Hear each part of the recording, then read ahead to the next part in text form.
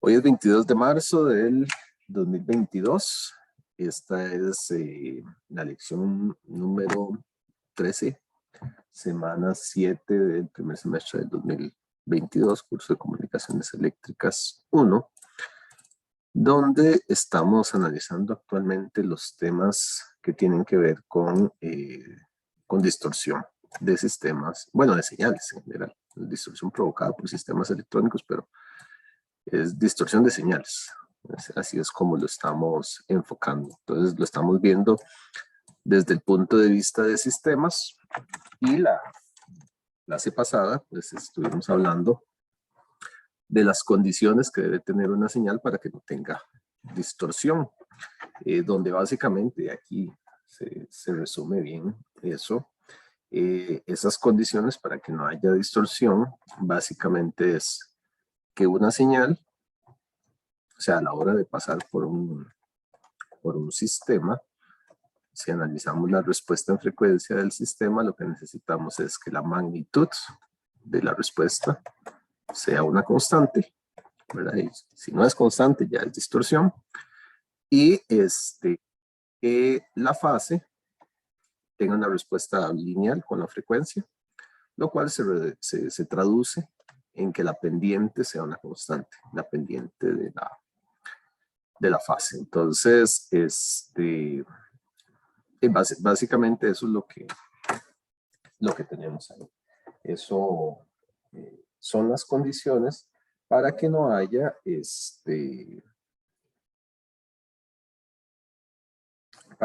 distorsión. De hecho, cuando no se cumple eso, entonces es que hablamos de distorsiones lineales. Las distorsiones lineales, porque vamos a ver que hay lineales y no lineales, se dan cuando no se cumplen estas dos condiciones, ¿verdad? Entonces, eso es lo que tenemos ahí. Estas condiciones nos van a dar deformaciones de señales, y eso es lo que vamos a ver. Ahora, no existe ningún sistema sin distorsión, absolutamente ninguno. Todos distorsionan. Sin embargo, hay criterios para considerar cuando hay una transmisión libre de distorsión. Recordemos que nosotros enviamos señales, trabajamos con señales, y las señales tienen ancho de banda. O lo que se define pues una banda de paso, ¿verdad? Al final de cuentas, abrí la presentación que no era. Es que esta es la que no tiene transiciones, me acabo de dar cuenta. Espérame un segundito para abrir la que sí es, porque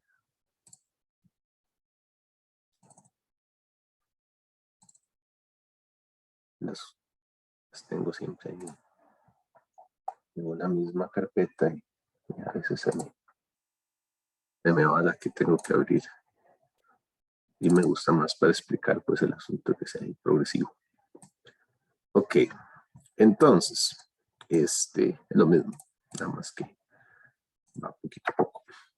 Entonces no existe, ¿verdad? Entonces vamos a tener pues condiciones. Lo que les decía, nosotros enviamos señales. Entonces, en términos generales, cualquier señal tiene una respuesta en frecuencia, viendo una parte unilateral, digamos. Entonces, tenemos aquí frecuencia. Entonces, básicamente tiene un ancho de banda, lo que llamamos una banda de paso. Ninguna señal tiene respuestas infinitas, por lo menos desde el punto de vista práctico. O sea, si uno hace la transformada de Fourier, por ejemplo, de un pulso cuadrado, pues sí, teóricamente se dice que tiene infinitas componentes de frecuencia. Sin embargo, las de orden muy superior, las de armónicos de orden muy superior, sabemos que ya son poco significativos. Entonces, en general, cualquier señal se puede definir en una banda de paso según n definiciones. Puede ser la definición de menos 3 decibeles, o podemos usar definiciones un poco más amplias, no sé, ¿verdad? Pero en general, una banda de paso, un ancho de banda que está ahí. Entonces, siempre que la señal en esa banda de paso, o la respuesta más bien, esto sería para una señal, ¿verdad? Una señal, no sé, X de omega. Entonces, si yo estoy procesando esa señal y tengo una respuesta de frecuencia, un H de omega, pongamos acá,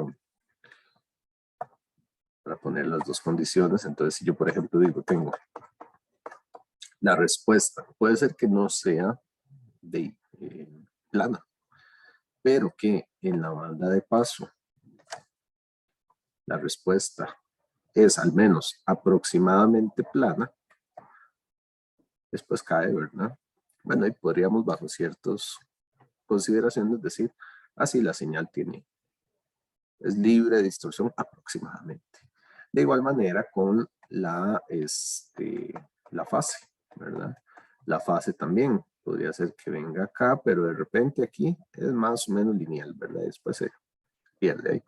Entonces podemos decir, bueno, si aquí tiene una pendiente que es aproximadamente constante, entonces podemos decir que no hay distorsión, ¿verdad? Entonces son los criterios de lo que está acá, ¿verdad? Que digamos en esta banda de paso, uno dice, sí, hay una banda de paso, hay una región en la cual la señal cumple las dos características, de ser plana aquí y acá lineal. Entonces eso puede ser libre de distorsión, ¿verdad? Esto sería un low pass filter, esto sería un band pass filter, que cumple las mismas características. Vean que lo que estaría aquí pues no interesa. Bueno, sí interesa realmente, pero a lo que le ponemos atención es a esto que está acá. Entonces esas son características. Hay varias figuras que refuerzan todo lo anterior, ¿verdad? Ahora, ¿por qué ningún sistema puede ser libre de distorsión? Si yo tomo estas condiciones de distorsión, de no distorsión, y les aplico la transformada inversa para obtener la respuesta en el tiempo, uno, pues lo que se va a dar cuenta y fácilmente es que la respuesta no es causal, ¿verdad? O sea, necesita el sistema una respuesta antes de que empiece, o sea, el sistema debe responder antes de empezar a ser estimulado. Eso es lo que llamamos que es no causal y entonces eso no existe, ¿verdad? Vean que según esto, cuando yo hago la transformada, el sistema debe empezar a reaccionar antes del estímulo, un tiempo negativo. Y eso no se da, ¿verdad? Entonces, debido a esa condición, bien, un sistema sin distorsión del todo no existe. ¿Qué hacemos? Aproximamos lo más que se puede a sistemas sin distorsión. Entonces, eso es un asunto importante, ¿verdad? Entonces, el filtro ideal es no causal, ¿verdad? No se puede del todo. Ok, ya con esos conceptos de distorsión, empecemos un poquito ahí con algunas clasificaciones. Tipos de distorsiones. Existen diversos tipos y diversas formas de medir, de cuantificar el grado de distorsión. Tenemos la distorsión lineal, ¿verdad? La que provoca un sistema LTI que puede ser de amplitud y fase. Ya vimos en qué consistía, en realidad. Y luego tenemos la no lineal, aquella debido a las no linealidades de un sistema, que eso tenemos que verlo. Ahorita pasamos por acá, por todas estas. Lo que pasa es que lo primero es un marco de referencia que vimos. Luego hay una medida, la distorsión armónica total, que es una medida de la distorsión de una señal periódica en términos de sus armónicos. Esto no es un tipo de distorsión, sino una medida. Que es importante de ver. Luego tenemos una distorsión de intermodulación, que también es una medida por la acción de diferentes frecuencias. Entonces, bueno, eso tenemos que chequearlo. Y la multitrayectoria, que esta sí es un tipo de distorsión debido a copias de retardo de una misma señal. Entonces vamos a ver esto. De hecho, bueno, voy a ordenar esto un poquito. Estas son medidas de distorsión. Y las otras sí son tipos.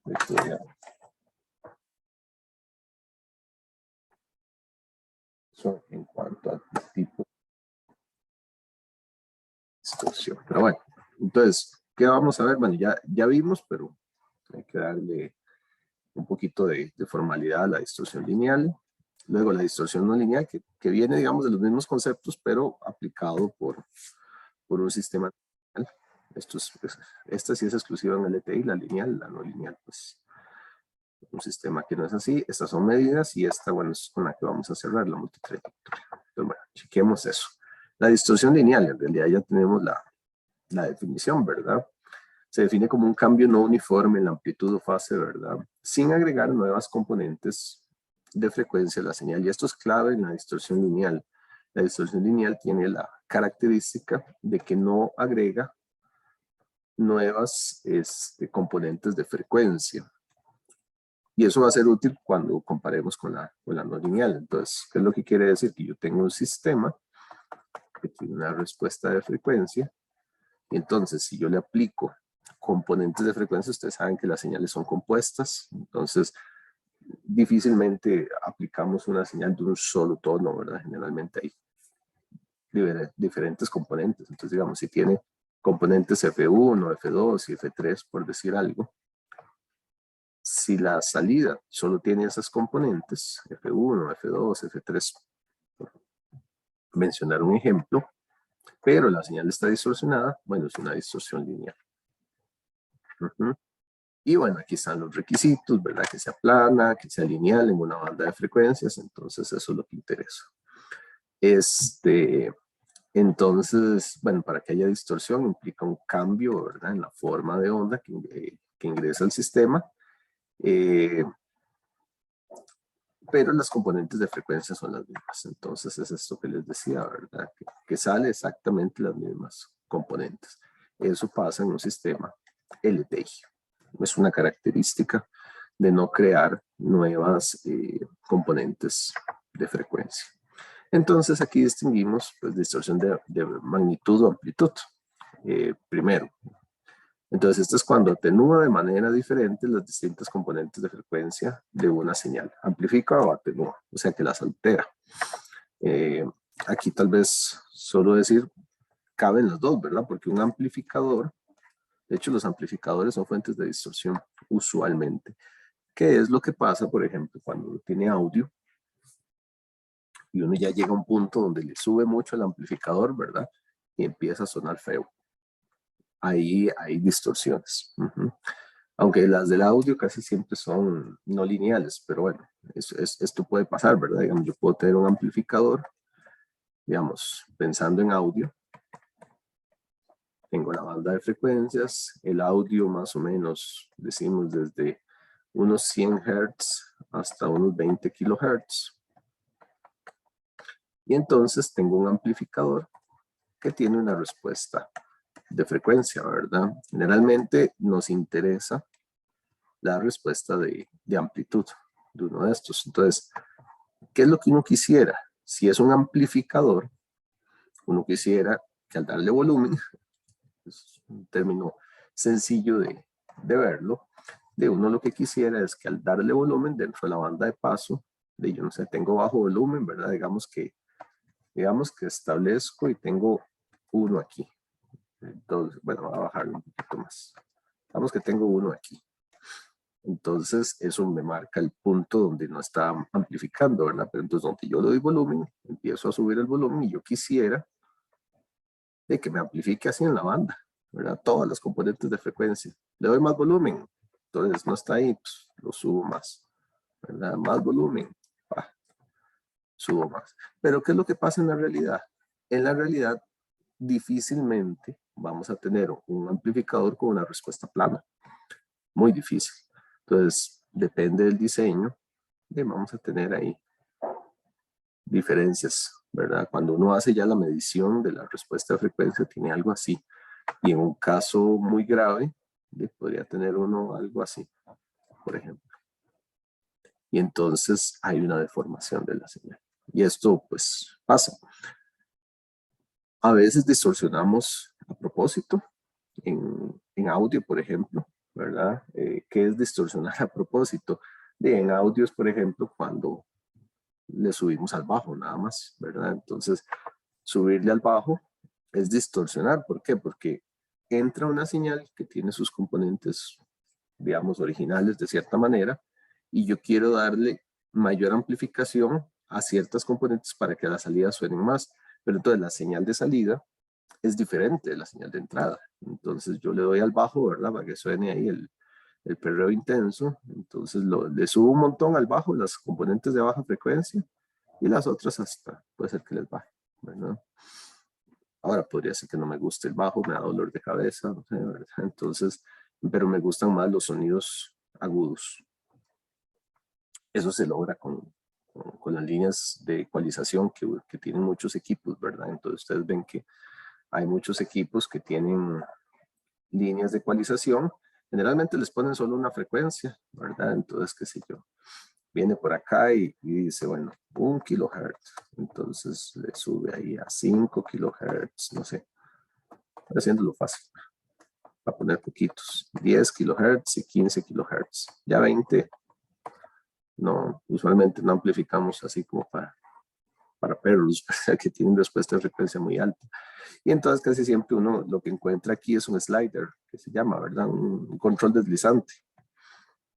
Entonces, usualmente eso es una perillita, ¿verdad? Que uno tiene acá y que la mueve pues para arriba, para abajo. Y lo que hace es que mueve la respuesta de frecuencia.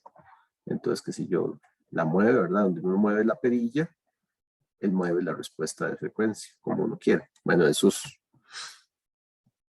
técnicamente se puede decir que eso es un distorsionador de señal.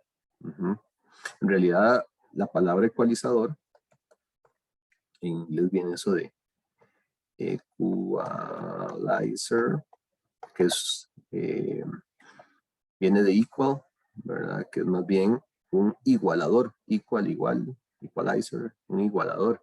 El ecualizador en realidad se desarrolla como un sistema para compensar las respuestas imperfectas, ¿verdad? Entonces, más bien, un ecualizador se supone que si mi sistema tiene esta respuesta de frecuencia, yo a mano, bueno, los primeros se hacían a mano, tengo una respuesta inversa a lo que me hace el sistema, ¿verdad? Y hago algo así. Amplifico más las que el sistema no amplifica, amplifico menos, y la idea es que el resultado neto de eso sea la lineecita recta, ¿verdad? Entonces que esta cosa sea igual. De ahí viene equalizer, ¿verdad? Un igualador. Pero lo usamos pues también para efectos diferentes. Ok, pero bueno, esto es la distorsión de magnitud, cuando solo juego con la magnitud. Entonces eso es importante. La distorsión de fase es cuando solo es por fase, ¿verdad? Un retardo diferente de diferentes componentes de frecuencia. Entonces, yo quisiera que igual que mi señal sea así, pero resulta que mi señal tal vez no es así, sino que muchas señales vienen así. Entonces, esta curva tiene pendientes diferentes, entonces de eso da problemas, ¿verdad? Entonces, bueno, aquí está lo que hablábamos, ¿verdad? De esas diferencias. Entonces ahí tenemos los dos tipos de distorsiones. Ahora, para entender, sí, Christopher. Profe, la fase como que, digamos, como en el sonido, ¿cómo afecta, digamos? Ahorita lo vamos a ver en un ejemplo y se ve bien. Usualmente, tal vez sí es importante decir, digamos, nosotros como seres humanos somos el oído, es muy sensible a la distorsión de amplitud. A la de fase, no tanto, digamos, si yo agarro, por ejemplo, la fase, invierto toda la fase, uno escucha lo mismo, no se da cuenta. Eso es porque el oído lo que percibe son las perturbaciones, digamos, cuando el sonido es como una cosa así, ¿verdad? Por decir algo. Si yo agarro esas componentes y más bien les doy vuelta, el oído, lo único que nuestro sensor lo que ve son las amplitudes, digamos, las señales eléctricas como las interpreta el cerebro, más que generalmente son uniformes para arriba o para abajo, no se da cuenta si iba para arriba o para abajo, generalmente. Pero la distorsión de fase, y es lo que vamos a demostrar en un ratito, tiene un efecto de crear como copias de la señal, y entonces ahí es donde vamos a ver la distorsión. Ahorita lo vemos, crea como ecos de la señal, por así decirlo, y ahorita lo chequeamos, lo que ocurre con la de fase. Ya lo vamos a ver. Profe, la distorsión de fase se afectaba mucho en imágenes, ¿verdad? Es que Sí. parece haberlo Sí, sí. escuchado. Sí, en imágenes afecta mucho. De hecho, este efecto que les digo que crea como ecos de una señal, en imágenes crea como señales fantasmas, por así decirlo. Tiene ese efecto de crear como señales fantasmas que, que son muy evidentes. En audio de repente no tanto, pero sí tiene ese efecto. Ujú. Supongamos una función de transferencia acá. Vean que aquí hay un h de omega. Tómenlo en esto como un posible ejercicio que pueden entrar tantos, ¿verdad? De hecho, esto entró alguna vez en algún examen. Y decimos que la función de transferencia, bueno, es 0 para frecuencias mayores de 2πb, ¿verdad? Entonces, vean que donde dice generalmente un valor absoluto, bueno, entonces aquí tenemos generalmente, bueno, eso quería decir B si lo ponemos en Hertz, frecuencia en Hertz. Entonces menos B. Vean que está en omega, pero si yo lo paso a Hertz es dividir entre 2π, entonces B es el ancho de banda. Entonces yo tengo aquí, ¿verdad? Entonces aquí yo tengo el h de omega y entonces pues tenemos muy claramente que aquí es 0, ¿verdad? En esos puntos es 0 para frecuencias mayores a eso. Y luego es 1 más, 1 me marca un offset, ¿verdad? Y un punto, entonces digamos que el 1 viene como por acá, por así decirlo. Entonces es importante que puedan reconstruir señales ahí, así a mano alzada. Es importante que lo puedan hacer para algunos casos. Entonces ahí tenemos el 1 y luego tiene un K, digamos, si aquí estoy graficando la magnitud de H de omega, ¿verdad? Esta es la magnitud. Y entonces la magnitud sería la magnitud de esto y deja por fuera el E a la menos J de esto, ¿verdad? La magnitud de esto es 1. Y entonces K coseno. Entonces coseno, sabemos que el coseno empieza aquí, entonces va a ser, empieza aquí en K, ¿verdad? Tiene que empezar en K. ¿Por qué? Porque cuando el coseno vale 1, bueno, sí, en 0 el coseno vale 1, ¿verdad? Entonces queda 1 más K. Entonces aquí tenemos K más 1, ¿verdad? O 1 más K, es lo mismo. Y entonces ahí el coseno va a bajar. Ahora, depende un poquito de las relaciones que uno tenga, pero ahí está el argumento, ¿verdad? Entonces uno tiene un T omega, T se toma como un periodo, ¿verdad? Entonces esto por 2πf o 2π sobre t, ¿verdad? Entonces, pero para ver, no, mentiras. No lo puedo cancelar porque omega es la variable, nada más. Simplemente, vamos a ver, si yo tengo un omega es igual a 2π sobre t, no, pero yo no puedo cancelar la variable ahí. Simplemente, no, el argumento omega t, omega por t, ¿verdad? Vamos a ver, cuando omega sea igual a t, pues me va a dar 1 en 0, va a empezar acá. Omega igual a 2π. Ahí tendría yo esto acá. A ver. 2πb. Entonces. Profe, Sí. ahí lo que está haciendo es como intentando sacar los puntos. Sí, para ver hasta dónde llega aquí. Para la gráfica. Ah, ok. Para ver dónde llega acá. Entonces, esto es el ancho de banda, ¿verdad? Entonces, por ejemplo, omega t, entonces sería cuando omega valga 2πb, es cuando estamos en el extremo, ¿verdad? 2πb por t. T es un periodo. Entonces, yo podría decir, bueno, el periodo es 2pi, pero serían 4pi_b.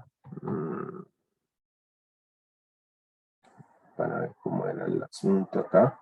Que siempre es bueno poder chequear un poquito cómo queda la imagen. Bueno, es que va a depender mucho de los valores, ¿verdad? De los valores específicos. Lo que yo sí sé, aquí me falta información, yo creo, para poderlo graficar adecuadamente, ¿no? Una relación adecuada, porque es que B no me dice nada. Yo sé que esto es un coseno, ¿verdad? El coseno, pues forzosamente, el coseno empieza aquí, ¿verdad? Entonces el coseno puede ser tan relajado que haga algo así, que de hecho es como viene esta figura aquí, o podría ser que haga algo así, ¿verdad? También. Aquí no tengo la información clara como para poderlo poner ahí de manera, o sea, para poder graficarlo, porque 2pi_b, b es un número nada más, para ver si había alguna relación. Olvido esta. No hay alguna relación. Bueno, ahorita viene, pero sí, de aquí hace falta alguna información para graficarlo como se llega, ¿verdad? Necesitaríamos ahí alguna relación entre t y b como para poderlo decir, pero bueno. Por lo menos uno debería tener claro esta parte, ¿verdad? Ahora, la salida del sistema, bueno, eso está ahí, eso es claro, ¿verdad? Esto es un sistema, ¿verdad? Entonces, x de omega por h de omega, ¿verdad? Distribuimos acá x de omega. Vean que aquí se multiplica por 1 y lo multiplicamos de una vez por esto, entonces nos queda esto. Y del otro lado queda la k, x de omega, el coseno, ¿verdad? Y el exponente. Hasta ahí no hay ningún truco. Aquí está el 1 más k que les decía, ¿verdad? La parte alta. Pero sí, aquí no tenemos una relación clara para poder decir que llegaba hasta aquí, ¿verdad? Porque aquí lo ponen que llega hasta 0. Porque sé que, o sea, el coseno llega a 0, o sea, cuando, bueno, 0 o, no es 0, para ver, el coseno es así. Entonces, esto aquí es en pi medios, ¿verdad? En 90 grados, baja ahí. Entonces, cuando omega llega a eso, o sea, cuando omega es igual a 2pi_b, el producto T omega es igual a pi medios, ¿verdad? Cuando esto es T por 2pi_b. Entonces, en realidad hay una relación ahí donde para llegar a eso, T tiene que ser 1 sobre 4b. Pero eso no está en ningún lado. Por ahí debería de agregar. Si yo con eso sí podría llegar, ¿verdad? Porque cuando yo sustituyo, entonces hago 1 sobre 4b por 2pi_b. Entonces se me van estos. Aquí me queda pi medios. Esa relación no está por ahí. Pero bueno, si estuviera, uno se debería graficar eso, ¿verdad? Porque vean que cuando es aquí llega 1, según esa figurilla que está ahí. Me hace falta agregar eso, tal vez para hacer la gráfica más completa.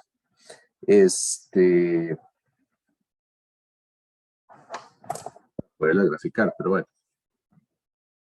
Si uno grafica, tiene esto, ¿verdad? Entonces, a lo que vamos con el tema de distorsión. Magnitud, evidentemente hay distorsión, ¿verdad? De amplitud, ¿verdad? Es muy clara. Con la fase, pues aquí de entrada uno ve la fase, ¿verdad? Ahí está la fase. Todo esto es real, entonces uno aporta y la fase es lineal. Ahí está la fase. Eso sí está muy, muy bonito. Entonces, ahorita viendo este caso. Pero vean qué interesante lo que pasa con la distorsión. Si yo le hago la transformada, este caso es muy sencillo. El primer caso de acá, x de omega, ¿verdad? E a la menos j omega td. Esto es una propiedad. ¿Cuál es la propiedad? Traslación en el tiempo. Entonces, esto me da un x de t menos td. Tiene que ser esa propiedad. Aquí tenemos k, es una constante, eso no pasa nada, ¿verdad? X de omega que tiene esta propiedad y además esta que está aquí, ¿verdad? Pues yo puedo escribir el coseno también, ¿verdad? En forma exponencial compleja. Yo podría escribir todo, ¿verdad? Y en forma exponencial compleja, o podría meter esta fase en un solo coseno, como uno quiera, ¿verdad? Uno podría agarrar esto y decir, bueno, sí, ahí yo voy a tener un coseno de, sería menos omega de menos omega, bueno, sería más bien menos omega de menos t. Podría uno verlo así. Esto es más, pero no, porque el menos, recordemos Euler. Euler dice más menos jx, entonces esto es coseno de x más menos j seno de x, ¿verdad? Entonces el menos se ve reflejado en el seno. Entonces esto es más aquí. Entonces, este caso es una suma, entonces por eso se ven aquí así. Entonces me queda, y el medio es de la transformada del coseno, ¿verdad? Entonces me queda k medios, ¿verdad? Con esto y con la suma de esos dos. Entonces ahí tenemos esa transformada. Entonces, vean lo interesante.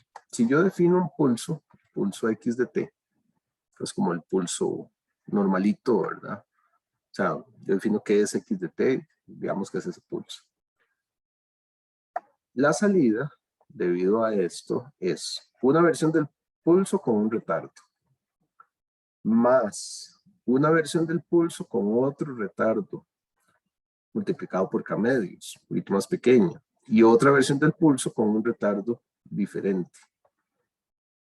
Recuerden la transformada del coseno, ¿verdad? La transformada del coseno es un delta de, en este caso, t más menos t, ¿verdad? Al hacerlo así, los pares de transformadas. Aquí lo pasamos coseno en frecuencia y lo pasamos al tiempo, entonces nos quedan t más menos t.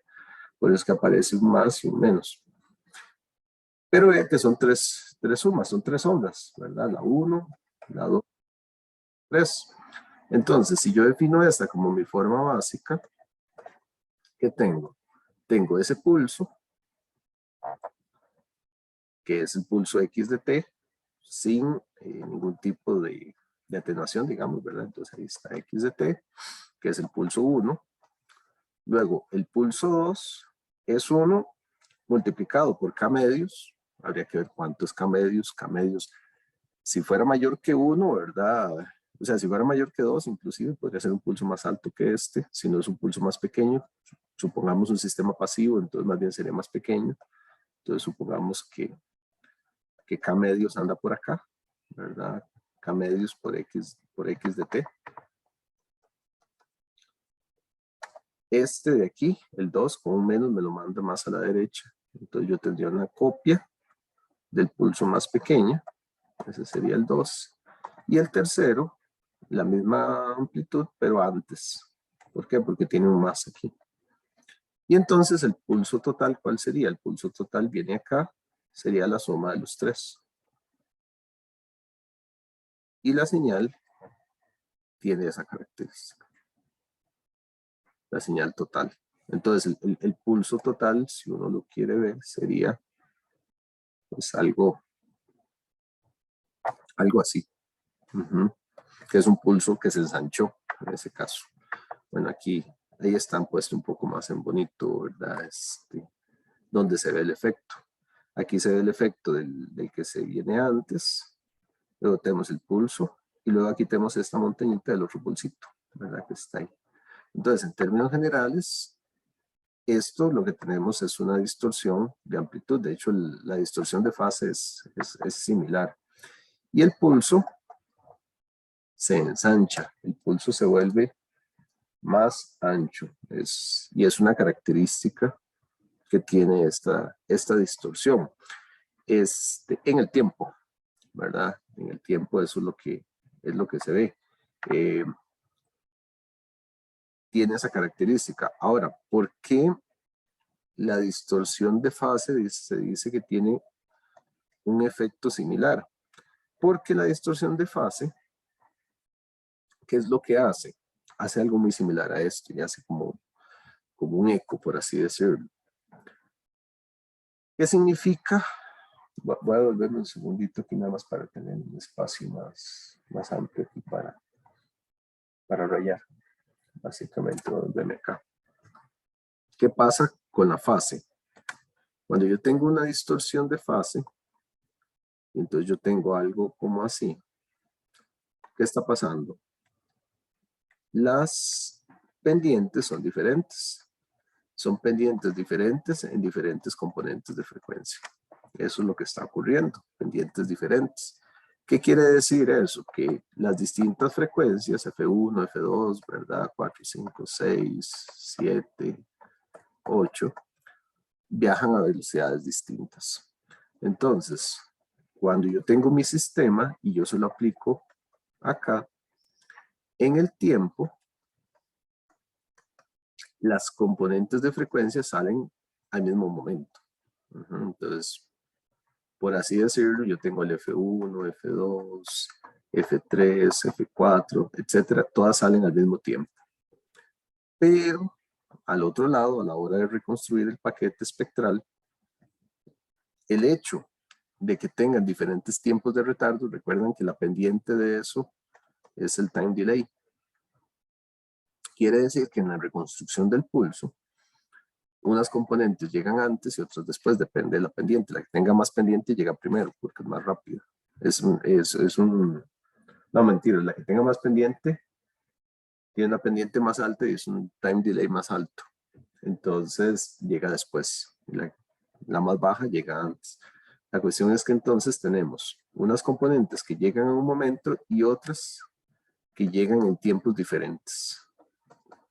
Y eso hace que a nivel de componentes de frecuencia, el pulso exhiba un comportamiento similar, porque en el tiempo, la reconstrucción, al llegar componentes diferentes, lo que conforma, digamos, el pulso, hace que si el pulso original, como en ese ejemplo, es así, pues también tenga efectos de que hace algo así, y entonces hace algo así, y se me deforma la señal. ¿Por qué? Porque crea una suma diferente, ¿verdad? Es como cuando uno hace los ejercicios de series de Fourier, el clásico, el del coseno, los armónicos, ¿verdad? Y empieza a sumar. Si uno desfasa algo, ya la señal no queda igual. Y el efecto típico es un ensanchamiento de la señal. Por eso, dice por acá que es un efecto similar. ¿Por qué? Porque los time delays son diferentes de las distintas componentes de frecuencia. Y me crea una distorsión de la señal.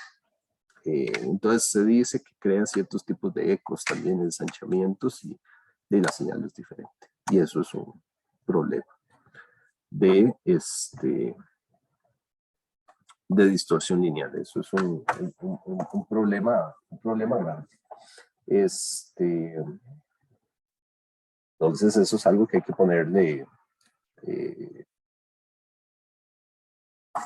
atención a esa parte que crea esos problemas. Esto se ve mucho en los sistemas, lo que se llama la distorsión multitrayectoria, que vamos a ver después, crea algo de este tipo. Entonces eso es un problema grande que tienen los sistemas. ¿Alguna otra pregunta?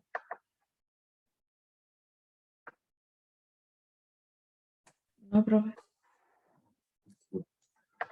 Bien, ya con eso entonces tenemos pues, lo que es la distorsión. Ahí después veremos, creo que más adelante se ve un ejemplo que se ve cómo se ve esa parte, ¿no? Pensé que venía ahorita, de hecho ya me anoté aquí agregar un ejemplo específico de distorsión de fase. No sé por qué no lo tengo ahí. Puede ser uno fácil, pero digamos, es el mismo caso. Entonces eso es un problema, ¿verdad? Entonces, ¿en qué se tiene que fijar uno? Respuesta plana y en fase que sea lineal. Ese es el requisito básico. Ya con eso podemos analizar la distorsión no lineal. Pero bueno, son las 8:20, entonces hagamos la pausita usual y venimos a ver pues esta esta distorsión no lineal para terminar de todo el resto de casos de distorsión. Ok, entonces hagamos la pausita y ya casi seguimos.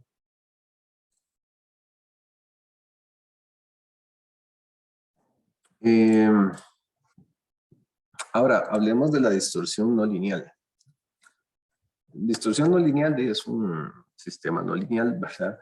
Se dice, una de las definiciones que anda por ahí, un cambio en la forma de la señal, de modo que se generan nuevas componentes de frecuencia, y eso hace una diferencia. Entonces, cuando a un sistema se le aplican señales, usualmente de gran magnitud, se habla de que se excitan las no linealidades, o sea, regiones no lineales de la respuesta. Y eso suele pasar. Digamos, si uno tiene un sistema, uno quisiera una respuesta lineal. ¿Por qué? Porque ahí todo es más fácil, todo es más bonito, ¿verdad? Los sistemas lineales. Pero cuando ya tenemos un sistema no lineal, tenemos respuestas no lineales y eso nos va a dar deformaciones, ¿verdad? La forma más tangible que tenemos de ver eso es que si le aplicamos un grupo de frecuencias, pues tenemos esas, bueno, usualmente esas frecuencias y nuevas. Podría ser que tengamos frecuencias totalmente distintas. Y eso es lo que definimos como una respuesta no lineal. De hecho, hay algunos ejercicios que evalúan, ¿verdad?, ese asunto. Entonces se les pone algún tipo de ecuación que muestra lo que se le aplica a un sistema. Luego hay un tipo de ecuación que demuestra lo que sale del sistema y hay que determinar si es lineal o no lineal, ¿verdad? Entonces a veces hay que hacer transformaciones, algo así como para chequear, ¿verdad? Porque se les dan ahí en ciertas formas. Y si hay frecuencias diferentes o componentes de frecuencias diferentes que las que se aplicaron, el sistema es no lineal. Entonces eso es algo, pues, a ver, ¿verdad? Entonces, sistemas no lineales necesitan respuestas de este tipo, ¿verdad? Elevadas ahí a ciertos valores. Entonces, en términos generales, la respuesta de un sistema se puede escribir así. Esta es la forma más general, ¿verdad? Donde esta parte de aquí es lineal, ¿verdad? Cuando simplemente responde a una constante o la respuesta por una constante. Y todo lo demás son no linealidades. Entonces, un polinomio completo, pues ahí lo describe, ¿verdad? Ahora, ¿qué es lo que ocurre? Que esta expresión, cuando uno empieza a ver estos, involucra multiplicaciones de la señal consigo misma en el tiempo, que en la frecuencia son convoluciones. Entonces, por ejemplo, el caso más general, cuando uno ve un g de k, entonces uno dice, sí, tengo un g de k de t. En el tiempo, ¿verdad? Bueno, son multiplicaciones, ¿verdad? De g de t por g de t, k menos 1 veces ahí puestas. Entonces, eso me involucra k menos 1 convoluciones ahí, ¿verdad? Porque si yo tengo, es así, ¿verdad? Y si yo tengo un g de t es una multiplicación de la señal por sí misma, ¿verdad? Y eso a su vez implica una convolución de la señal, pues consigo misma. G de omega o G de f da lo mismo. Es el número de convoluciones, ¿verdad? Entonces uno tiene aquí k menos 1 convoluciones. ¿Cuál es el detalle de eso? El tener esas convoluciones. Y ya sabemos lo que pasa cuando uno tiene convoluciones, ¿verdad? Si yo tengo una señal, y aquí un ejemplo, algo que ustedes ya deben de conocer de sus cursos de señales, ¿verdad? Como tenemos k menos 1 convoluciones, entonces yo tengo mi señal y tengo una sumatoria, ¿verdad? Vean que aquí va desde n1 hasta k, donde ese es el exponente. Bueno, aquí está la respuesta inicial, ¿verdad? Esto es en frecuencia. Pero aquí tenemos una sumatoria y, bueno, hay k menos 1 convoluciones, ¿verdad? Aquí están las convoluciones. Se van sumando. Entonces, el g a la 2 me da una convolución, el g a la 3 me da 2 convoluciones, g a la 4, 4 convoluciones. Entonces, ¿qué hay que recordar de las convoluciones? De que cuando yo convoluciono una señal, este es el ejemplo más sencillo, pulsito cuadrado, ¿verdad? Amplitud A y ancho de banda B, o ancho B, no tiene que ser banda precisamente, podría ser el tiempo. Pues obtenemos, ahorita la amplitud no nos interesa tanto, pero bueno, ahí quedaría A cuadrado B, es cuando me da el máximo, ¿verdad? Entonces, es la multiplicación de un cuadro por el otro, pero lo que es relevante aquí es el ancho. 2b. Una convolución. Una convolución hace que la señal sea el doble. Ahora, si estamos hablando de respuestas de frecuencia, ¿qué es lo que ocurre? Un g cuadrado me da nuevas componentes de frecuencia. ¿Por qué? Porque la componente de la frecuencia era de 0 a b. Recuerden que es la señal consigo misma, que se multiplica debido al sistema. O sea, el sistema hace que la señal se multiplique por sí mismo. Entonces, si algo era originalmente una señal de ancho de banda b, con un g cuadrado tengo 2b. Y si la vuelvo a multiplicar, ¿verdad? ¿Qué pasa si la vuelvo a multiplicar? Si llego a 3 convoluciones, por ejemplo. Si llego a 3 convoluciones, se me ensancha más el asunto. Y entonces voy a tener un 3b. Bueno, no es un triángulo perfectamente, ¿verdad? Pero tengo una señal que es 3b. Y así. Por eso es que se agregan nuevas señales. De hecho, esta gráfica lo que muestra es como una señal convoluciona consigo misma para diferentes múltiples convoluciones de un pulso cuadrado. Entonces, este es el pulso cuadrado original, ¿verdad? Venlo ahí. Ahí está el pulsito original, que es el que está marcado aquí. La primera convolución, ¿verdad? Una convolución me da el triángulo. Está aquí. La segunda ya se empieza a suavizar, que es lo que les decía que no va quedando, pero se empieza a ensanchar. Entonces, vean aquí, yo podría decir aquí yo tengo, digamos, B. Luego aquí, ya aquí tengo 2B. Y ahí va creciendo, ¿verdad? Y se va haciendo cada vez más ancho. Más bajito, pero más ancho. Y ese es el efecto que tiene esto, ¿verdad? Entonces, K menos 1 convoluciones incrementan el ancho de banda por un factor K. Que eso lo ve uno aquí, ¿verdad? Digamos, esto es de un X cuadrado, por ejemplo. Entonces, K es 2, ¿verdad? 2 me crea una convolución, ¿verdad? K menos 1, 2 menos 1, 1, pero me aumentó el ancho de banda por 2. Entonces, conforme va creciendo, la señal se va ensanchando. Y ese es el gran pecado de la respuesta no lineal. La respuesta no lineal ensancha un montón la respuesta en frecuencia de la señal, o sea, el ancho de banda. Obviamente eso depende, pues, o sea, la presencia de esas nuevas componentes, pues depende del coeficiente. Ustedes ya saben, por ejemplo, cuando uno hace la transformada en pulsos cuadrados, así, ¿verdad? Que las componentes de alta frecuencia cada vez tienen un coeficiente más bajito, entonces su contribución, pues, cada vez es más pequeña. Pero en general aparecen. ¿De qué va a depender? De cuál componente no lineal es la que tiene más presencia. ¿Por qué? Porque no es como que sea igual siempre, ¿verdad? De repente yo tengo un sistema y su función de transferencia, no sé, es un diodo, por ejemplo, algo así. Y si es muy violenta, por así decirlo, a veces tal vez la componente preponderante puede ser el X a la 4. Tal vez el X a la 2 no tiene mucho, sino que es más bien una componente alta, entonces esa es la que está ahí y la que me va a dar más problemas de frecuencia, de verdad. ¿Por qué? Porque se ensancha la señal y obviamente hay una distorsión de la señal porque no es igual, ¿verdad? Entonces eso es un problema. La señal resultante entonces tiene componentes de frecuencia que no tenía la señal original y ahí está el problema, ¿verdad? Entonces, por ejemplo, esta señal, ven aquí el cuadrito, ancho de banda 1000, ¿verdad? Porque esto es una representación bilateral. Es 1000 porque va de 0 a 1000, el ancho de banda real, ¿verdad? Entonces, este tiene un ancho de banda igual 1000. Estos son radianes por segundo. Cuando yo lo veo, este ya tiene un ancho de banda de 2000. Tiene 2000, se ensanchó. Entonces, ¿qué pasó? Hay componentes nuevos, ¿verdad? Y entonces, yo podría decir, no, eso es un problema de lo voy a aplicar un filtro. Digamos que le aplico un filtro perfecto, ¿verdad? Le aplico un filtro perfecto. Bueno, igual vamos a tener distorsión. Yo podría tratar de arreglar la señal, ¿verdad? Y le digo, bueno, voy a aplicarle un filtro perfecto, la voy a recortar aquí. Ujú.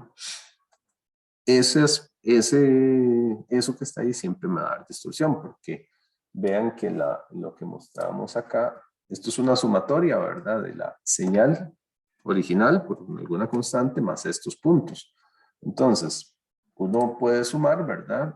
Y uno diría, bueno, filtramos esa componente, y entonces se me suma la señal original más la otra parte, que es la sumatoria.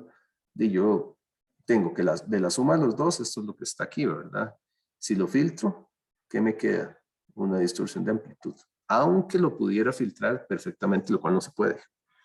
De entrada ya sabemos que eso no se puede. Entonces, la distorsión va a estar ahí. Aquí ya lo que queda es aplicar un ecualizador. Donde lo que yo les decía hace un rato, un ecualizador lo que va a hacer es que trata de compensar. Entonces él agarra, ¿verdad? Entonces le aplica acá, le aplica para arriba, ¿verdad? Tratando de que la señal entonces sea una respuesta plana por compensación. Pues él agarra la señal distorsionada y la trata de poner ahí. Entonces, usualmente los sistemas que usan ecualizadores, un equalizer, es un sistema. Tenemos aquí el HDT, ¿verdad? Que me deforma y entonces después se le pone un ecualizador. Trata de compensar esto, pero obviamente para que el ecualizador funcione hay que conocer la respuesta del sistema, ¿verdad? Entonces después lo tratamos de compensar. Uno podría decir, pero ¿para qué ponerle eso? Mejor no arreglar de una vez la respuesta del sistema. Bueno, no siempre se puede. O sea, una vez tiene un filtro y simplemente el filtro tiene una respuesta y es la que es. Ahora, el sistema puede ser muchas cosas, ¿verdad? Puede ser una línea de transmisión, una antena, un PCB, muchas cosas, ¿verdad? Usualmente ya esto lo que se hace es que se observa la respuesta y entonces se tiene un ecualizador que trata de ajustar. Y eso es lo que se utiliza hoy en día. Una tendencia muy alta es tener ahora ecualizadores dinámicos, porque a veces uno sí puede ecualizar sistemas fijos, ¿verdad? Si yo tengo un chip, por ejemplo, tengo un transmisor, ¿verdad? Y tengo un chip aquí que se comunica con otro chip a alta velocidad. Una memoria con un procesador, por ejemplo, ¿verdad? Yo tengo un CPU y una memoria. Aquí de repente yo puedo aplicar algún tipo de compensación fija, ¿verdad? Porque esto siempre es así, es más si es integrado. Pero ¿qué pasa, por ejemplo, si yo lo que tengo es una tarjeta donde tengo un chip que recibe de una antena, ¿verdad? Recibe radiación de una antena. Y la deformación y el sistema no lineal viene del entorno, viene del aire. Yo tengo un transmisor que está ya larguísimo y resulta que las características no lineales vienen del rebote con los edificios, con las personas, los carros, etc. Entonces se vuelve rudísimo el asunto. Entonces, ¿qué hay que hacer? Hay que estar aplicando ecualizadores dinámicos. Hoy en día ya le están metiendo mucho machine learning, ese tipo de cosas, ¿verdad? Para que el ecualizador aprenda cómo debe automodificarse para compensar la respuesta. Entonces, generalmente lo que se están enviando son pulsos de control, que se conoce cómo debería ser su respuesta sin distorsión. Entonces, eso lo hacen los teléfonos. Ya los teléfonos están haciendo ese tipo de cosas para mejorar la señal. Entonces, tenemos que él está leyendo, ¿verdad? Las señales, él conoce cómo deberían ser sus señales, ¿verdad? Sin distorsión. Entonces, hay puntitos de control ahí.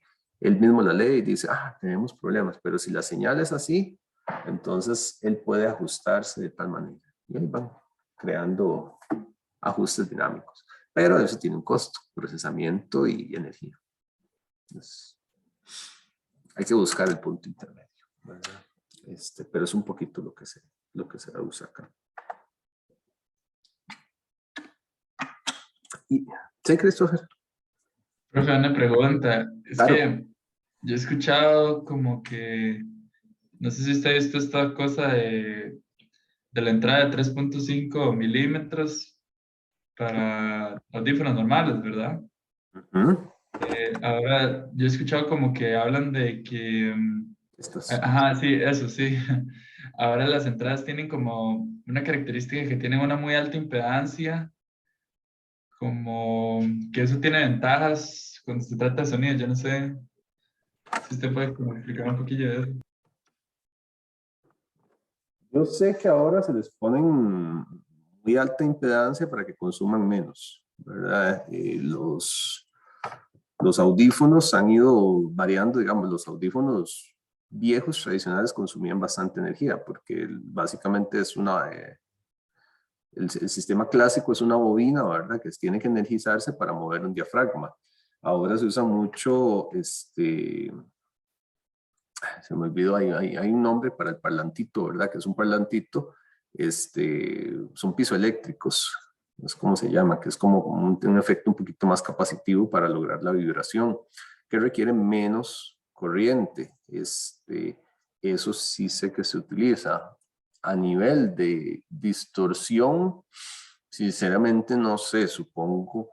Sinceramente eso no lo he escuchado. O sea, la característica de alta impedancia relacionada con la distorsión, pero yo lo que supongo es que tal vez estos sistemas tienen menor distorsión que los sistemas tradicionales de bobina. Es lo que yo estoy bateando, pero no lo he escuchado, sinceramente. Yo sí sé que hay esfuerzos, digamos, y es una cuestión clara, ¿verdad? Más alta impedancia, consume menos corriente, va a consumir menos potencia, ¿verdad? Entonces, en un dispositivo móvil, yo le conecto el audífono y va a consumir menos corriente. Y eso es bueno para que la batería dure más. Lo otro, no sé, supongo que tiene que ver con que tal vez hay respuestas de frecuencia de los sistemas pisoeléctricos que son mejores, seguro más planitas, con menos no linealidades que las de bobinas. Es lo que bateo. No sé si esto he escuchado algo diferente. Por ahí. No, profe, la verdad es que apenas lo medio vi el otro día, porque están sacando como esta nueva compu y tiene como esta entrada especial, digamos, pero no he investigado mucho al respecto. Más bien por Sí. ahí. Sí, no, yo supongo que es eso, que la respuesta de frecuencia de estos palantitos, yo supongo también, yo sé que han estado tirando mucho lo que se llama piso eléctrico, que el piso eléctrico es un efecto más capacitivo que inductivo, porque es que el parlantito normal, ¿verdad? Lo que es una bobina, entonces viene la bobina así, es un núcleo, y yo creo que tiene altas no linealidades eso, y la bobina está pegada a un papelito, ¿verdad? Eso ha sido lo tradicional durante muchísimos años, es un papelito, ¿verdad? Que está conectado aquí a la concavidad del parlante, el audífono, lo que sea. Entonces, cuando le llega la corriente, debido a que esto es un núcleo, ¿verdad? La corriente, hay fuerzas ahí, ¿verdad? Que hacen que la bobina se mueva para adentro y para afuera, ¿verdad? Van a hacer que se mueva para adentro y para afuera debido a la corriente que entra ahí, que la corriente tiene la forma del sonido. Entonces, eso mueve el papel y crea empuja el aire básicamente, ¿verdad? Y crea ondas de vibración que van al oído. El efecto pisoeléctrico, en lugar de utilizar bobina, utiliza un efecto capacitivo. Igual recibe una señal, pero es como un capacitor lo que se hace vibrar para empujar el aire, ¿verdad? Es como pasar de VJT a MOS, una cosa así. Entonces igual recibe y más bien es un efecto capacitivo aquí de cargas, ¿verdad? Para poder generar el movimiento. Y tengo entendido que consume menos corriente. Entonces de más ahorro de energía. Pero ya habría que ver eso. Probablemente ya lograron desarrollar mejor respuesta de frecuencia de estos dispositivos que de estos. Entonces por ahí supongo que puede andar. Pero sí, eso es un patazo, ¿verdad? Ahí más o menos. Pero sí, es interesante. También investigue y nos cuenta. Es interesante esa parte. Aquí es donde uno ve que hace mucha diferencia, ahora que usted menciona, por ejemplo, comprarse un micrófono de calidad a un micrófono barato. ¿Qué tiene que ver la calidad? la respuesta a frecuencia. Que sea planita, ¿verdad? Que sea planita hasta 20K. Que tenga no linealidades y eso. Entonces, tener de un microfonito sencillo a uno profesional, anda por ahí mucho el asunto. Claro, depende para qué lo quiere uno, ¿verdad? Si es solo para la voz, tal vez un micrófono de estos super pro está muy sobrado, en el sentido de que la voz tiene componentes de frecuencias significativas, generalmente de 7, 8 kilohertz, ¿verdad? Entonces, comprarse un micrófono que tenga componentes, que tenga una respuesta plana, como hasta 20K, solo para hablar, puede ser un desperdicio. Pero si yo toco música y tengo, no sé, agudos muy fuertes que tienen respuestas de frecuencias muy elevadas, pues ahí sí tal vez valga la pena, ¿verdad? Y ya eso depende. Pero sí es una parte interesante eso. Ahora, y esto, la expansión de espectro es una bronca en sistemas FDM, ¿verdad? ¿Por qué? Porque el espectro se dispersa, entonces se ensancha.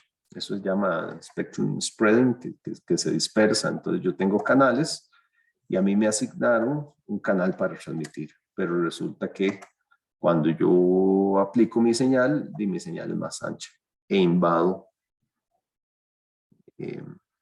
canales adyacentes y eso es una bronca.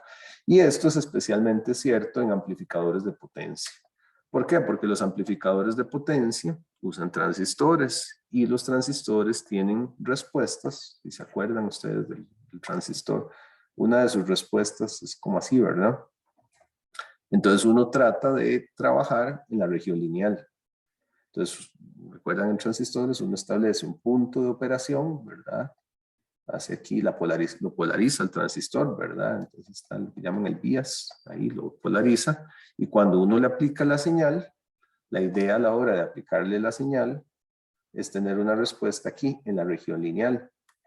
Pero si yo le doy mucha potencia, ¿verdad? En algún momento la señal se hace aquí muy intensa y empiezo a caer en regiones, en los codos. Caer en el codo o aquí que me satura ya empiezo a distorsionar. Y eso, es no lineal, ¿verdad?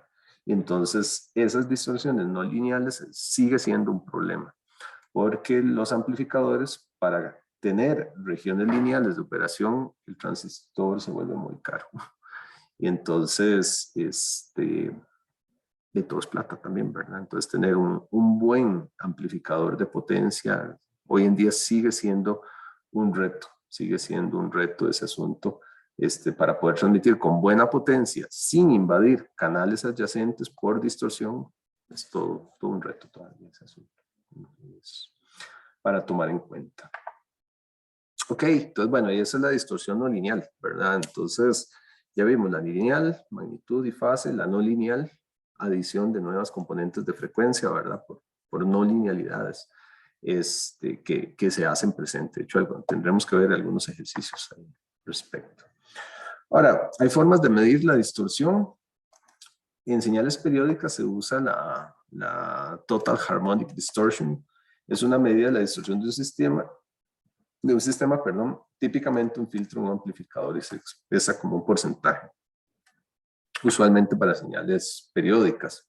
Eso es porque una señal que genera coeficientes armónicos de orden superior, bueno, podemos decir que la señal es así, ¿verdad? Entonces, lo que uno ve acá, mira, aquí hay algo, esta ecuación no es la que va aquí, es que esto es más bien el polinomio, pero para que sean armónicos tiene que ser esto en frecuencia. Hasta ahora me doy cuenta de eso, ¿verdad? Esto tiene que ser y de f igual, o sea, en su transformada para una señal periódica, pues se usa más que todo para periódicas, hay componentes, pero en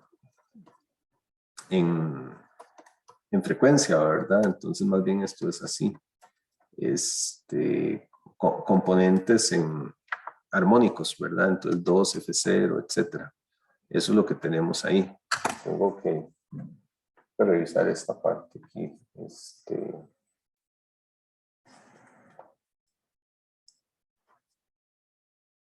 Es una respuesta en frecuencia, pero lo que sí sabemos, ustedes lo saben de series de Fourier, ¿verdad? Series de Fourier, ustedes saben que uno tiene una respuesta, por ejemplo, la serie trigonométrica, ¿verdad? Es una sumatoria de los componentes, ¿verdad? Los AN, coseno de n, omega sub 0, como se suele ver, ¿verdad? Más los bn seno de n omega sub 0. Eso es conocido, es una sumatoria de términos armónicos. Entonces, la distorsión total armónica lo que hace es tomar los coeficientes de los armónicos, ¿verdad? Y dividirlos entre el armónico principal. El armónico principal es el A1, porque es el que tiene la señal primera, ¿verdad? Entonces, este es el coeficiente del armónico F0. Y entonces ahí van todos los demás, ¿verdad? El AN es del armónico NF0. Entonces esa es la distorsión total armónica. Entonces, por ejemplo, si yo tengo un sistemita,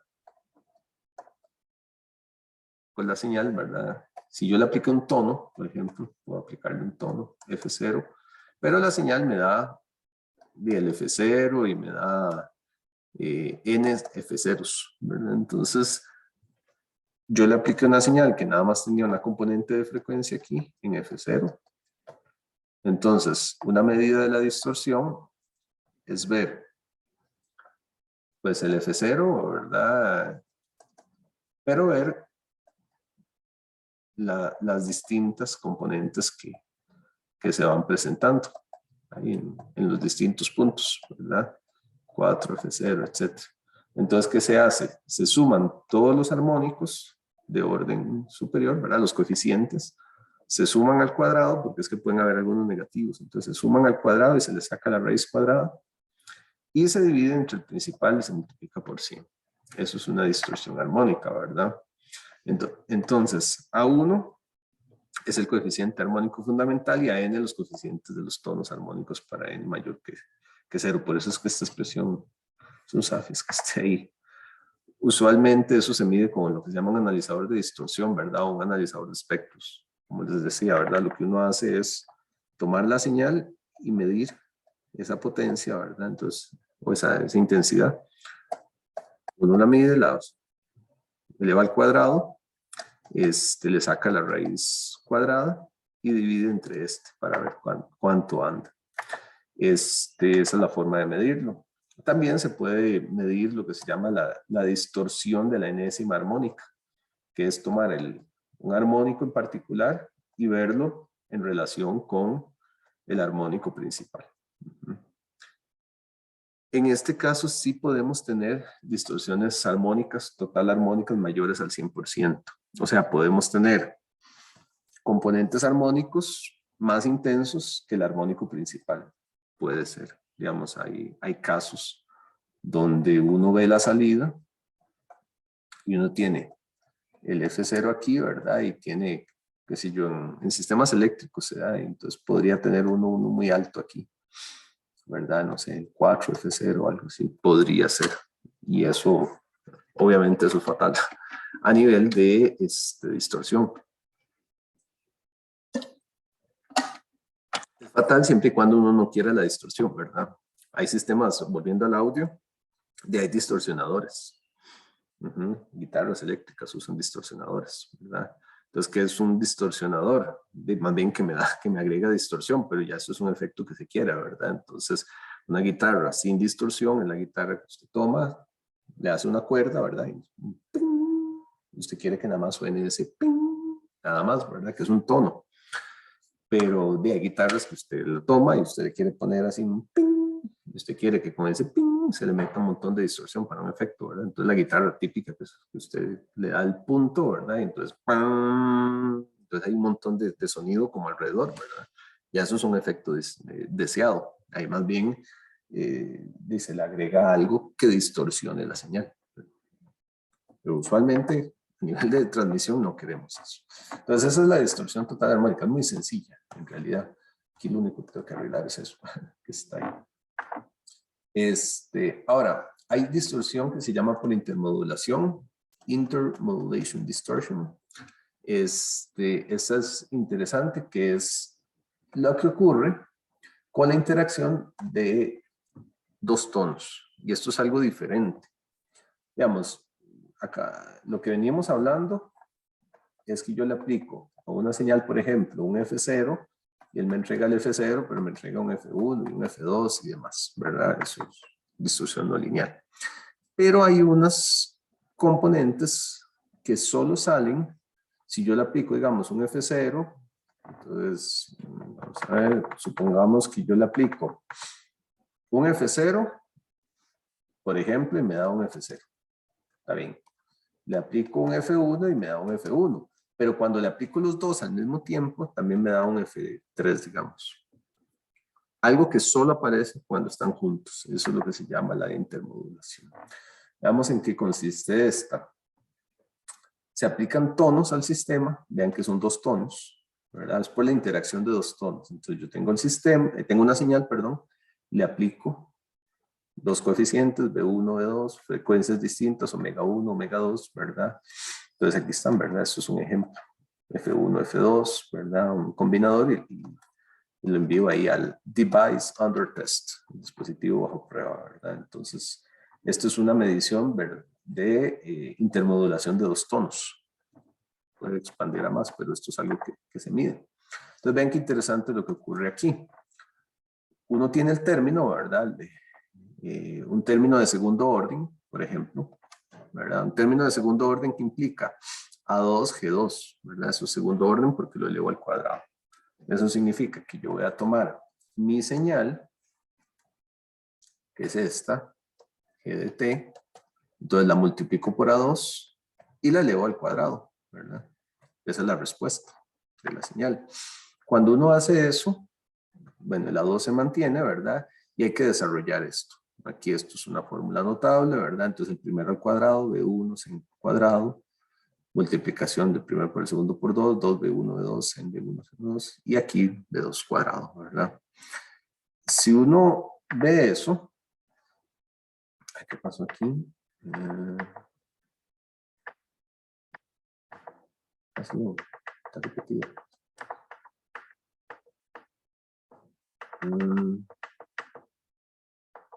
Tengo una repetida. ¿Qué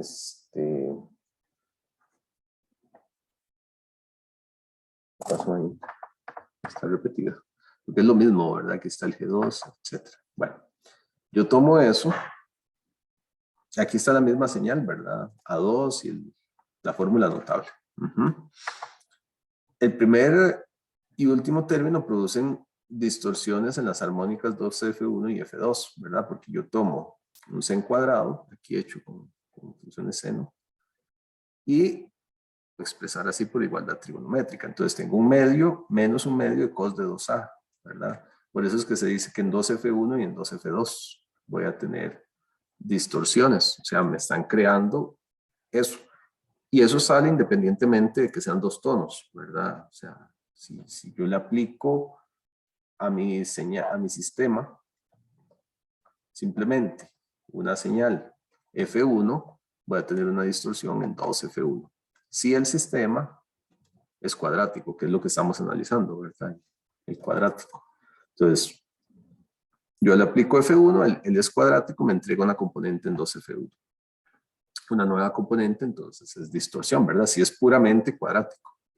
Entonces, el primero y el segundo me muestran ahí, ¿verdad? Entonces, es lo que uno puede ver. Entonces, vean que a la igualdad trigonométrica, el sen cuadrado tiene componente en 2 omega 1 o en 2 omega 2, ¿verdad? Entonces, eso es del primero y el último término que están ahí. Pero lo interesante, bueno, y aquí está el asunto, ¿verdad? Entonces aquí tenemos el 2F1, 2F2, ¿verdad? Y bueno, bilateral tendríamos ahí. Eso del primer y último término, estos que están acá. Pero eso es independiente de que se hayan aplicado dos tonos. Es lo que va a pasar si yo aplico los tonos individuales. ¿Es distorsión no lineal? Sí, pero nada más. No es de intermodulación. Vámonos por el de intermodulación, ¿verdad? El término del centro, este que está acá, es el que produce la IMD. También se le llama modulación cruzada porque toma dos frecuencias y las hace interactuar, que solo está presente si ambos tonos están presentes a la entrada, ¿verdad? Y por eso el nombre que tenemos ahí. Esos términos no son armónicos porque no están presentes en múltiplos de F1 y F2, ¿verdad? Recuerden que un término armónico es un NF sub 0, ¿verdad? Donde F sub 0 es la frecuencia fundamental y un armónico es un múltiplo entero de esa frecuencia fundamental. Entonces, por eso, esto sí es armónico, ¿verdad? Armónico de F1 y armónico de F2. Pero analicemos el término del centro que ya estamos spoileando ahí, de que no es no armónico. Veamos qué ocurre. El término del centro es este, 2 a 2, perdón, B1, B2, sen de omega 1, sen de omega 2, ¿verdad? Que es este, que está aquí.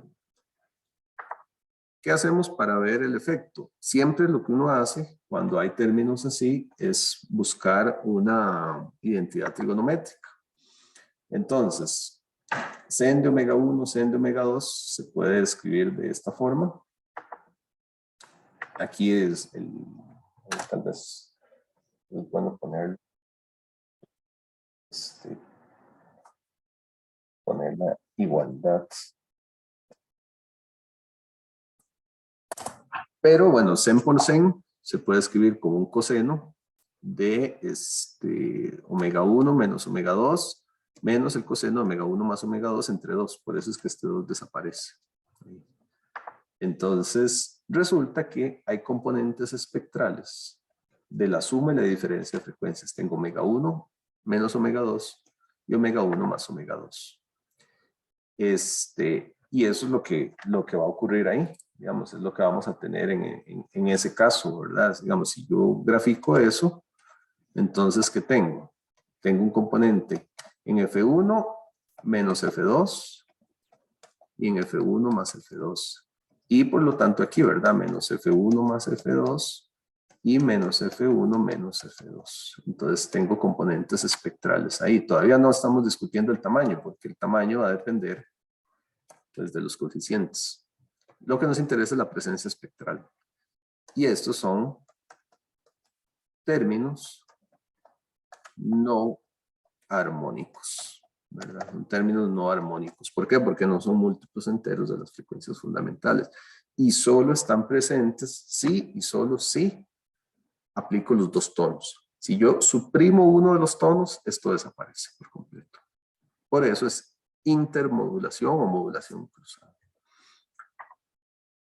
Aquí, yendo más allá, con un término cúbico, me queda, tengo esto, ¿verdad? Ahí está eso lo pueden ver después con calma, ¿verdad? Es toda la igualdad al cubo, ¿verdad?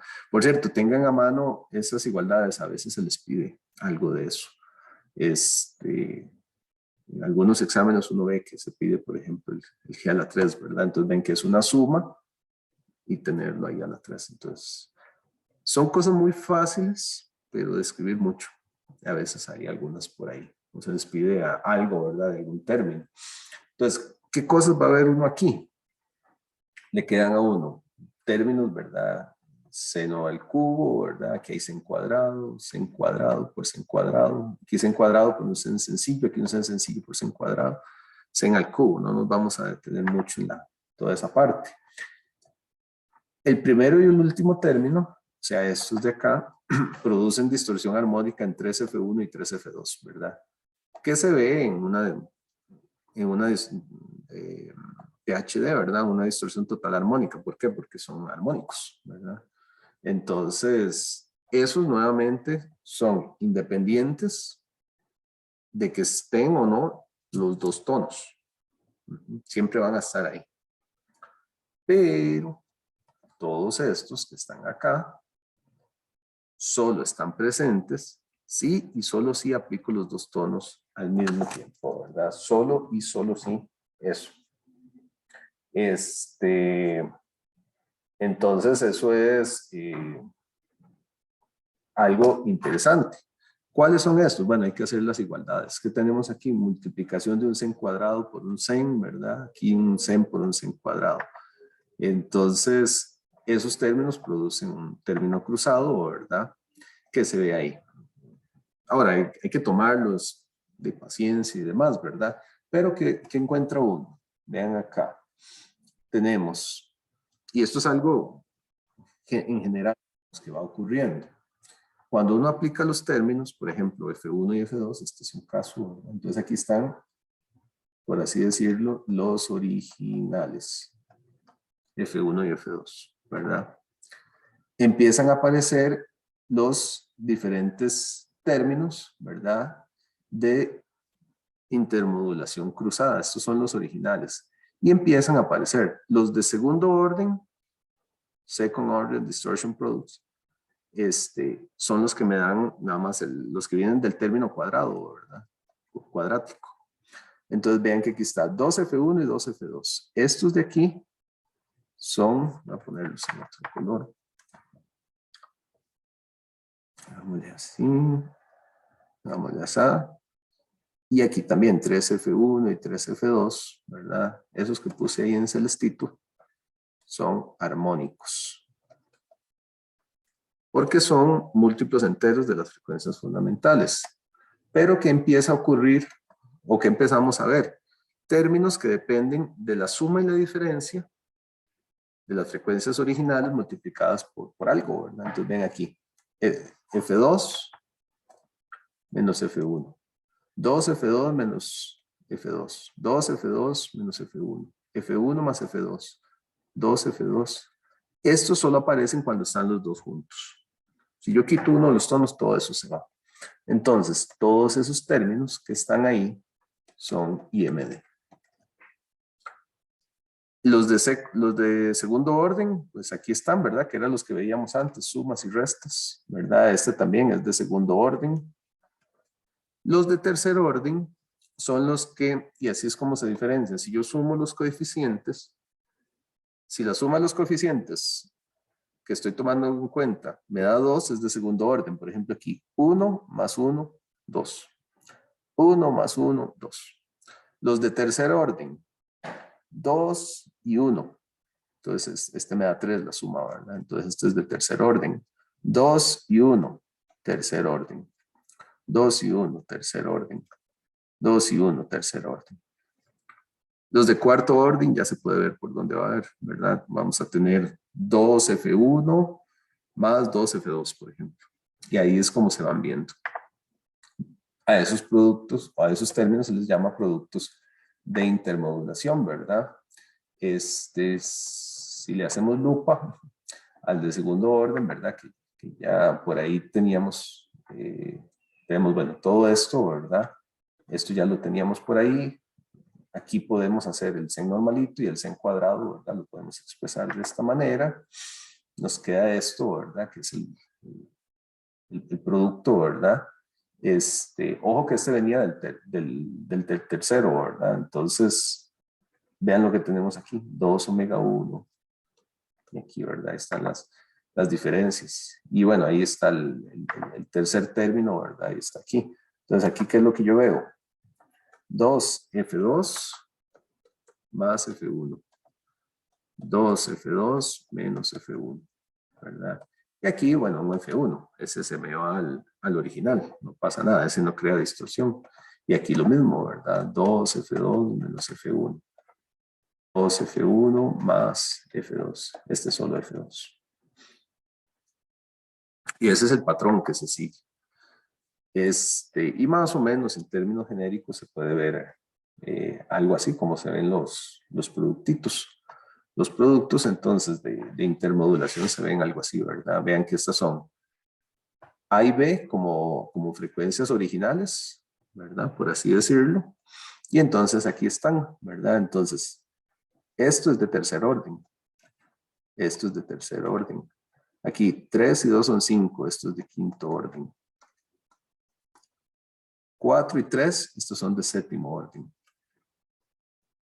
5 y 4, estos son de noveno. De hecho, algo que se ve es que son los productos impares los que aparecen muy fuerte por ahí.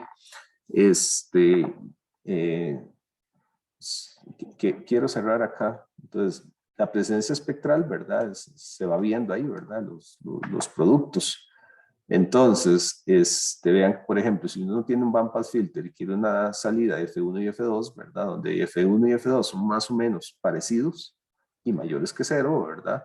Los productos quedan fuera de la banda de paso. Ya vamos a ver con el ejemplo. Sin embargo, estos impares están en la banda de paso, lo cual es un problema. Hay que ver la magnitud de cada uno, eso lo da los coeficientes, ¿verdad? Y los anchos de banda. Pero, ¿qué es lo que uno encuentra? Vean acá. Y con esto cerramos. Vean, aquí están las frecuencias fundamentales. Los productos de un gran alto orden se me alejan, como las sumas y así. Y eso es filtrable. Pero, por ejemplo, vean aquí con los de segundo orden, los pares y los de cuarto orden.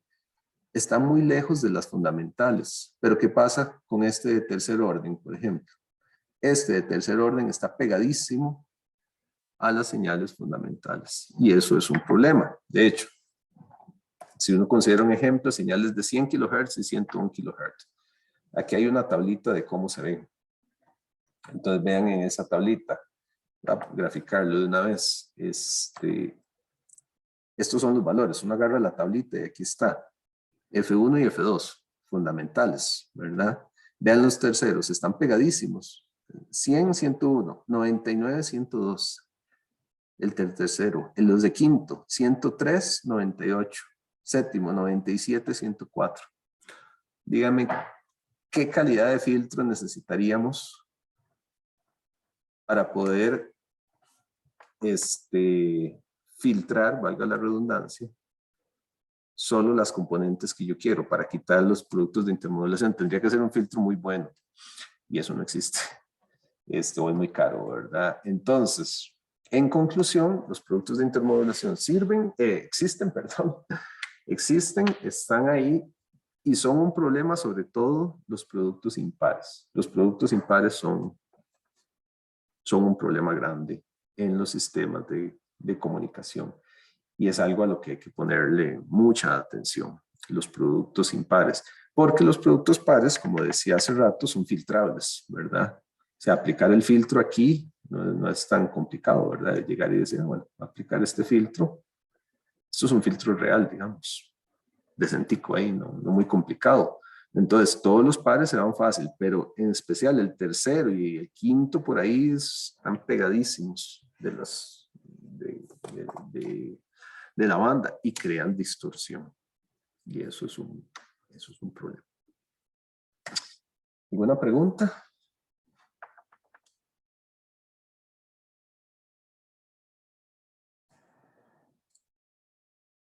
Ok, ya la próxima clase, yo pensé, tal vez terminamos, nos faltan básicamente la distorsión multitrayectoria, nos falta es un detallillo, en realidad eso lo vemos rápido, un conceptillo ahí, vemos algunos ejercicios, pero ya la próxima vez salimos de esta parte y ya empezamos con el tema que sigue ya para ir cerrando y ponernos bien al día con todo. Entonces, cerramos hoy por acá y nos hablamos el próximo jueves. Entonces, que les vaya bonito, entonces, que tengan un bonito día. Gracias, profe. Bueno, gracias, profe. Gracias, profe. Gracias a ustedes. Hasta luego, profe, gracias. Hasta Profe, luego. Sí. ahí le respondí el correo para la consulta mañana. Sí, por